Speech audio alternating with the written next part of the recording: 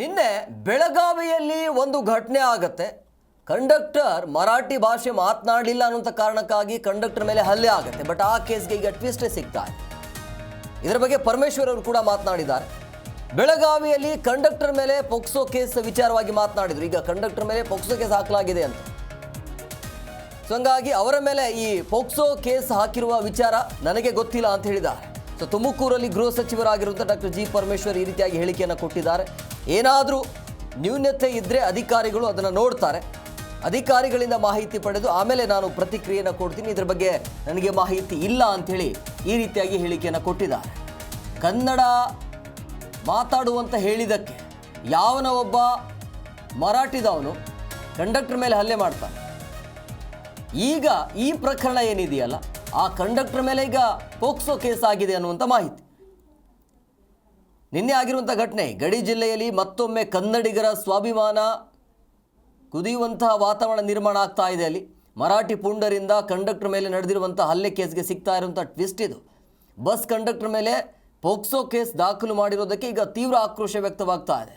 ನಿನ್ನೆ ಬೆಳಗಾವಿಯ ಮಾರಿಹಾಳ ಬಳಿ ಬಸ್ ಕಂಡಕ್ಟರ್ ಮೇಲೆ ಈ ಕಿಡಿಗೇಡಿಗಳು ಹಲ್ಲೆಯನ್ನು ಮಾಡ್ತಾರೆ. ಈ ಘಟನೆಗೆ ವ್ಯಾಪಕ ಖಂಡನೆ ವ್ಯಕ್ತವಾಗ್ತಾ ಇದ್ದಂಗೆ ಪೊಲೀಸರು ಮರಾಠಿ ಪುಂಡರನ್ನು ಬಂಧನ ಕೂಡ ಮಾಡಿದ್ದಾರೆ. ಇದೀಗ ಅದೇ ಮಾರಿಹಾಳ ಪೊಲೀಸ್ ಠಾಣೆಯಲ್ಲಿ ಅಪ್ರಾಪ್ತೆಯಿಂದ ಕಂಡಕ್ಟರ್ ಮೇಲೆ ಪೋಕ್ಸೋ ಕೇಸ್ ದಾಖಲಾಗಿದೆ ಅಂತಂದರೆ ಇದರ ಬಗ್ಗೆ ಪರಮೇಶ್ವರ್ ಅವರು ಕೂಡ ಮಾತನಾಡಿದರು. ಆದರೆ ನನಗೆ ಇದರ ಬಗ್ಗೆ ಮಾಹಿತಿ ಇಲ್ಲ ಅಂತ ಹೇಳಿದ್ದಾರೆ. ರಾಜ್ಯಪಾಲರು ಮತ್ತೆ ಸರ್ಕಾರದ ನಡುವಿನ ಸಂಘರ್ಷ ಮುಂದುವರೆದಿದೆ. ಯಾವ ಸಂಘರ್ಷನೂ ಇಲ್ಲ. ರಾಜ್ಯಪಾಲರು ಅವ್ರ ಕೆಲಸ ಮಾಡ್ತಾ ಇದ್ದಾರೆ, ಸರ್ಕಾರದ ಕೆಲಸ ಮಾಡುತ್ತೆ.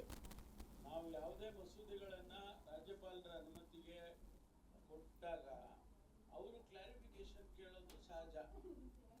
ಅವ್ರಿಗೆ okay sir, Belagavi sir Kannada ಮಾತಾಡಿದ್ದಕ್ಕೆ ಇಲ್ಲ, ಅದಕ್ಕೆ ಕಾನೂನು ಪ್ರಕಾರ ಏನು ಕ್ರಮ ತಗೋಬೇಕೋ ಈಗಾಗಲೇ ಪೊಲೀಸ್ನವ್ರು ತಗೊಂಡಿದ್ದಾರೆ.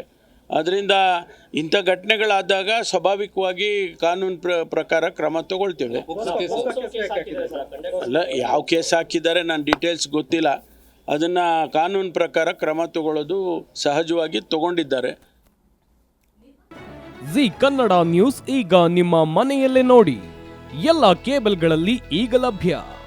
ಸನ್ Direct 292, Jio TV 1334, U digital 162, City Cable 51, GTPL 17, Abhishek cables 821, Rock Line telecommunication 51, Shri Basaveshwara number 60, Vinayaka digital number 53, in digital number 896ರಲ್ಲಿ.